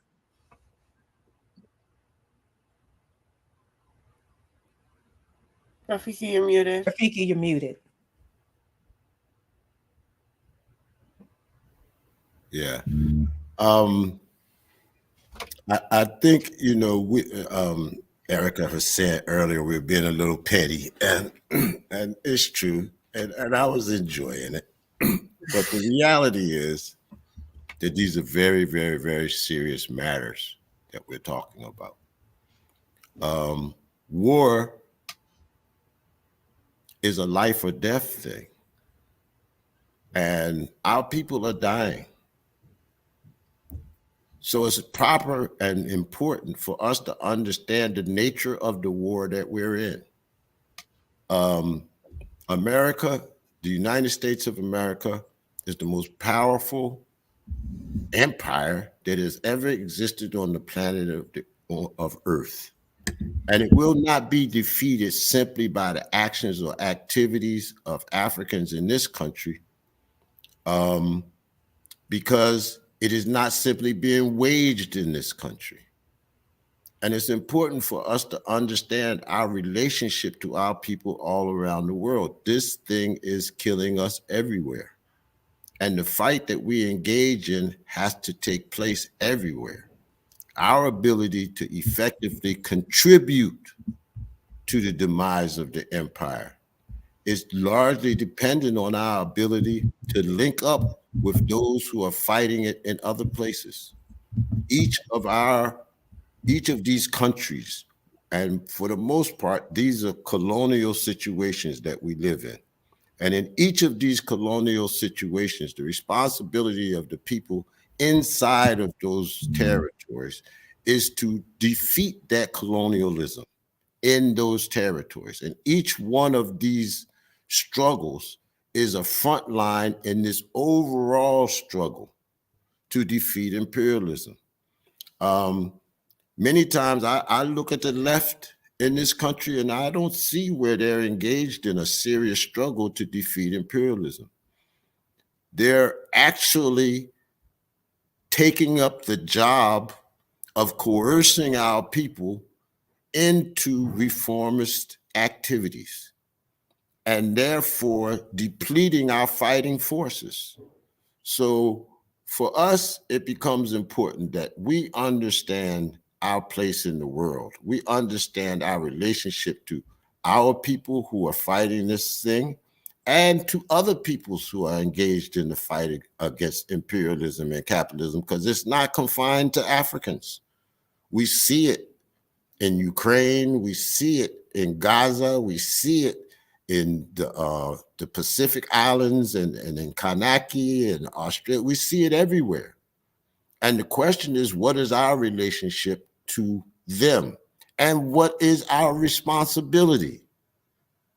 We're in a unique position because the colonies that we live in are inside of the empire. So we have a perspective and a relationship to this thing that is different. But at the same time, exactly the same. And I think that what Ajamu talked about in terms of us being able to survive while we fight has a lot to do with gaining control of these colonial environments that we exist in. Gaining control, I like to say, gaining control of the land underneath our feet. You know, if you don't control the space you occupy, then you have no foundation or base by which to fight, because you got to have a base somewhere. And we're not going to get a base to fight America on the borders of America. In Guinea-Bissau, they fought in Guinea-Bissau from Guinea-Conakry. So they had a liberated territory, and they fought from that territory in order to conquer Guinea-Bissau. That's not going to happen for us here. So we have to create this liberated space. And the way we create that liberated space is by organizing our people to survive as an act of resistance, and then to move forward in addressing our enemies. And we cannot avoid confrontation, exposure, and actual conflict with the armed enemies of the state. These are not passive structures. They are actively sending these arms through the 1033 program into our cities, into the universities, into our neighborhoods, so that the armed agents of the state have the most modern weapons of destruction that exist. This is not abstract. This is very concrete. The other thing I like to say is that, you know, because we always talk about linking what's happening here to what's happening in Africa, to what's happening in other parts of the world, to what's happening in the Caribbean, and showing these linkages and the similarities between how they treat our people in one place and the other place. And we talk about making these linkages because we want the people to understand what is going on. But the reality is that these linkages are objective, and they exist whether we are conscious of them or not. This is one global strategy that's being carried out by imperialism and capitalism. And whether we understand that strategy or not, we are the victims of that strategy. And this sucking us into the Democratic Party and other reformist structures is a part of that strategy of our enemy. So I think that one of the things, and it's been said here a couple of times already, is for us to understand that we are at war, that we are under attack, and that our survival is contingent upon our ability to fight back. And this is very important. The other thing is that if we're going to build a new world in this same space, or these same spaces, if we're going to build a new world, we first have to tear down the other one, the old world. We have to defeat our enemies. Exposing the enemy and defeating the enemy are two different things, even though exposing the enemy is an aspect of defeating them. So I think that it's important that we understand that we are at war, and that we see every action that the enemy takes as an attack upon us. And we understand that our survival is in fact an aspect of our resistance. You got to be alive to fight. So there's no question about the necessity for us to make sure that our people survive this onslaught that's been taking place. And that's a part of the organizational process that we have to engage in. That's why we're talking about base building. That's why we're talking about community control. That's why we're talking about dual power, even though I ain't sure I know exactly what that is. You relax. I'm not gonna go there. But But these things are important for us to understand. You know, we have to have an analysis, and we have to be able to explain that analysis to our people. We do a lot of rallies and demonstrations and stuff like that. At every one of those, I tell people, go home and explain this to your grandmother. Right. Go home and explain this to your spouse.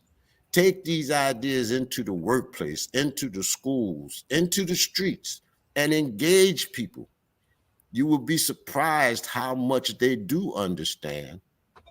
And you will be surprised how much the little information we have will help them see their place in this struggle of ours. It is a revolutionary struggle, even though it may not appear at different points in time to be an actively revolutionary process. But revolution is multiform and global. We need everything.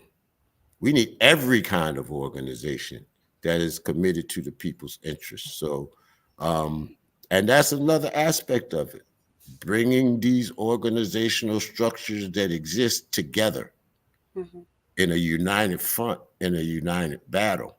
And this is something that we, the people sitting here on this screen and the organizations we belong to, have a responsibility to do. And it's something that the Black Alliance for Peace has really been in the forefront of inside of the United States and a part of outside of the United States. So I think that that's where we are. You know, we're at war, and we just had a minor victory over the Democratic Party. And we're in a position where our people should understand that we're on our own. And now we got to get it together and take care of ourselves and take care of business. Mm-hmm. It's time for a really, really quick, like 10-second mental health break, because I swear some of y'all need it. So let's just do this for a good 10 seconds, and then we're gonna be right back.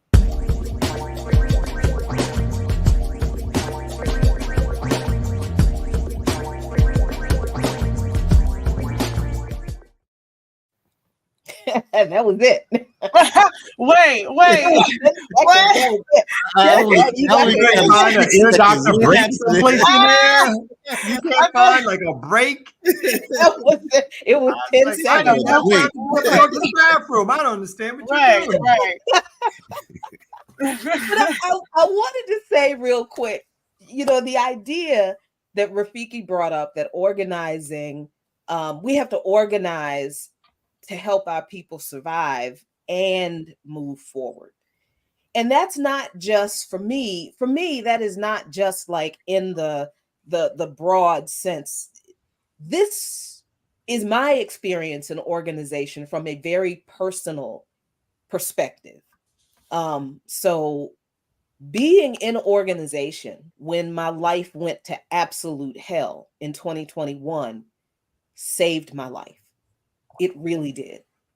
I do not know what would have happened to me. Yes, I do. I do know what would have happened to me if Abdus had died, our dog had died, I got diagnosed with end-stage renal disease, had to be on dialysis.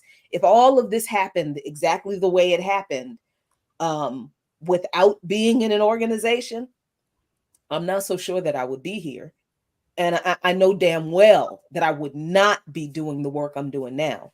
But the organizing I am doing now, I have only been able to believe I could do it, that I was qualified to do it, that I was smart enough to do it, that I was effective enough to do it, that I even should continue to do it after the person who said we are not going to be two Black people who understand politics and can talk about it to our people. We're not going to get together and not do something with that. I could not have continued to do the work that Abdus brought us into BAP to do, brought us into Pan-African Community Action to do, if I didn't have the support of these people in this organization.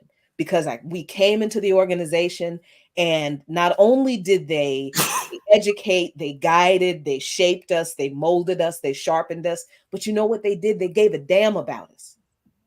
And a lot of us are isolated in our communities. We think that nobody cares. We don't have anybody around us. Survival, a lot of times for oppressed people, is just knowing that somebody else gives a damn about you Right. enough. And that is enough for you to keep going, to keep fighting for something better for yourself. And I got that from BAP and from PACA and from the people in it and the people on this screen. And unless you have that kind of comfort and acceptance and support from people who are all committed to the liberation of our people, no, you're not going to be organized. You're not going to be you're not going to be effective. You're not going to want to do any of these things. You're not going to believe you can. You're always going to believe that you're too busy. You don't have the time, the room, the capacity, whatever. But when you get surrounded by a bunch of people who do have a unity of purpose, that they have derived that through organization, yeah, it is a different perspective. It is an absolute different perspective. And survival, we can look at survival through organization from a very personal perspective, if that helps people. I hope it does, because I don't know what else to say to people who are still kind of criticizing the need for organization in these times. Right. I do want to say, though, because I think you and I spoke about this last week, Jackie, in terms of commitment and comradeship and how these things are formed. These things are developed within the organization, right? So, like, for me, people who come to organization looking for that, coming into organization looking for survival help, right? Because the organizations, essentially, most likely, that's not the objective of the org, and we don't have the capacity to do that, and it's not sustainable to take care of folks, right? But the commitment to one another allows us to develop how can we take care of our people. So in terms of what Jackie was speaking about, it is the commitment to the organization that brings us into these group chats to discuss things every day and make out a plan. Who's going to who's going to stay with Jackie on Monday? Who's going to stay with Jackie on Tuesday? Who's going to stay with Jackie on Wednesday, right?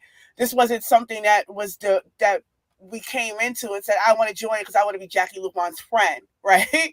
Those relationships were developed through struggle and through everyday base building, being outside every day, having to speak to people with one another, right? So I'm always very like, because the way that people enter organizations in those kind of ways, looking for what they do not have or what does not exist, which is that community care, right? Which is that sort of friendship that people are longing for, those relationships that people are longing for. But I've always like cautioned people to understand that that is not what organizations are for, right? So if you're coming into an organization looking for, to maintain to live in a lifestyle, do not expect that the organization has the capacity to do that for you. And don't criticize the organization when it can't, right? Because that is not the objective of the organization. But your comrades themselves develop. How do we help this person? What do we do? Like, for God's sakes, I got a car, out of that process. I didn't come in here looking for one, and I surely made it work without one for years. But it is that comradeship, right? So I do think that is important for people to understand that in the longevity of these, or being in an organization and being amongst people and developing relationships, that it does help you sustain. Now, it's not gonna maybe not be able to pay your rent every month, right? And do not come here looking for that. Don't come back looking for that, please. but you have comrades in there that will figure out, all right, what can we do? How can we help?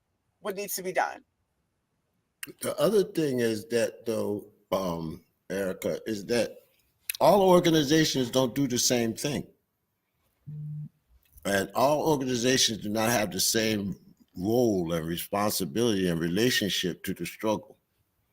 The political organizations fit that definition that you've given, but there are also people-centered social organizations that genuinely are concerned with making sure people have access to food, making sure people have access to clothing, making sure that our people can get to their medical appointments and all of that. And the issue is, why are they doing it? The enemy has taken over that sector of our organizations. If you look back in history, or you look at like an organization like the Universal Negro Improvement Association, people talk about Marcus Garvey, but there was also the African Communities League, and that Communities League had charitable aspects that was designed to help meet some of these specific needs that people have on a day-to-day basis. It was part and parcel of the Pan-Africanist agenda of Marcus Garvey. So, yes, so I just not to want interrupt, and not that, to interrupt, but I am interrupt you because we only have about 4 minutes left, I think. okay. And I wanted to build off of actually the point you're making and the points that Jackie and Erica raised. Because in a way I agree, but a little bit slightly disagree in terms of the separation between what we call political or so-called charitable or social. I'm of the opinion that a effective revolutionary formation does both. That basically we've got to be have the ability to build the political consciousness of the people who are trying to organize, while again also being in a position to address the real needs of our people. And our people come into organizations, and they bring everything with them into the organization, including material needs, but also including, and this is very, very important, the human and psychological needs, okay, of wanting to be part of something, wanting to be part of something that goes beyond them. And that sense of sacrifice is very, very important because that's how you rid yourself of the bourgeois individualism that you come into the process with. I mean, that's part of what you are constructed with in living in a bourgeois society. So these kind of human needs are so very, very important. And we have to acknowledge that the human beings we are engaged with are human beings with certain kinds of needs that we have also. That's why we say that being an organizer and being in an organization, I mean, it's 80% people skills, you know? And so, I want us to caution ourselves on this sort of dichotomy because, we have to be humble enough and insightful enough to understand what people bring when come to these organizations and be prepared to do the unusual, because that's part of what we are facing with trying to organize ourselves in this backward and crazy society. I just want to jump in on that real quick. Okay, I didn't hear the disagreement, but that's okay. No. It's not really a disagreement. It's a bit of a clarification in case people may have misread where you were trying to go with it. All right, well. Why don't you wrap us up, Rafiki? Yeah, please. I'm sorry, I missed you. I didn't hear what you said. Oh no, I said, why don't you wrap us up with by finishing your what you were going to say? Yeah, what I'm going to say, and I think that John Mukana summed it up for me too. It's not one thing or the other. The revolution is an all-inclusive process, and at the level of the individual, we do inside of our organizations have to be conscious of taking care of ourselves and our families and our people around us. But at the level of the collective, we also have to include and make space for our people as they exist in their societies, because there is positives within our communities that have ideologically been tricked into thinking that the enemy is the solution, when in fact the solution is the people themselves. We encourage the people to feed themselves, and that is the process inside of the revolutionary process, to inject this sense of self-determination, self-care, and self-responsibility, not only for the individuals, but for our people as a whole. And I think that this is what we're trying to say. We place emphasis on the political work, and we do that without shame. But at the same time, we're understanding our people and their needs and are trying to organize them to meet those needs. And I think end, that is the object of the revolution, to make the people have the capacity to not only meet their needs, but also to defend their interests and to defeat their enemies. We can't do any of this without the people. And that is the process that the organization brings us to, organizing our people to advance themselves. All right. Well, y'all. Adamu and Rafiki, I'd like to thank you both for coming on today and with such short notice, but I thought it was a much necessary, much needed conversation. I appreciate you taking time to gloat and enjoy this tremendous loss with us, but then also providing the sober analysis that we actually need to move forward with, because today's the next day. And we ought to be concerned about our people and moving forward. So I really appreciate that you both came on. Jack can come out. I don't know if you have any closing words. Can I make a real quick announcement? Oh, yes.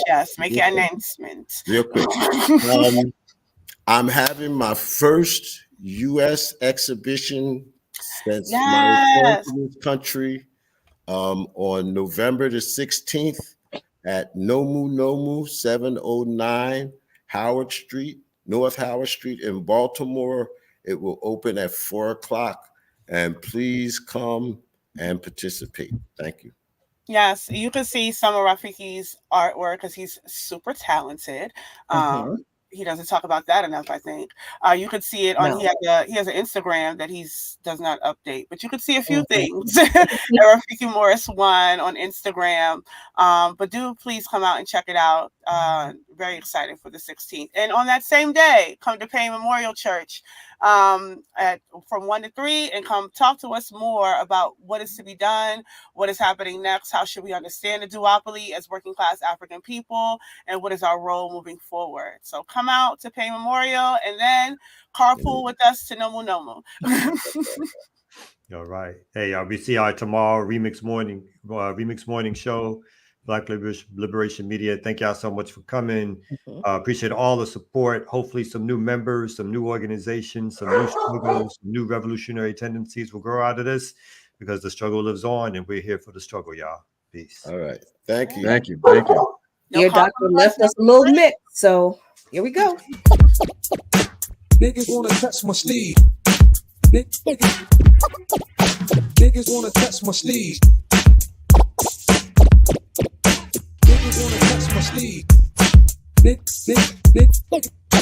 Niggas wanna touch my sleeves, nigga please. I black that eye like peas, you better freeze in your tracks. I won't tank, yellow bees on your back. I come for the honey from the fat one sack. You want it all? I want it all like that. I stab my own arms in the back for a stack. Niggas like, damn, why you want it like that? If I'm a dog and I got the rub on the cat, attitude's cold like the north full of cats. So I do my work a little further down the back. My little buck wildin', I like all stats. When niggas carry gats and they black. Now I'm at known for the bones and the rap. And even unknown with a funky contract. We got friends. Wake up his brother, bet your motherfucking contact. Rhymes of wood. In a cycle and I'm throwing head crack. And then the getting giver and I'm about to take it back. Alan, baby, where you at? I run away, brain that be running on your tracks. And how it's going down, yeah, it's going down. I got my thing, and I. Welcome out, y'all.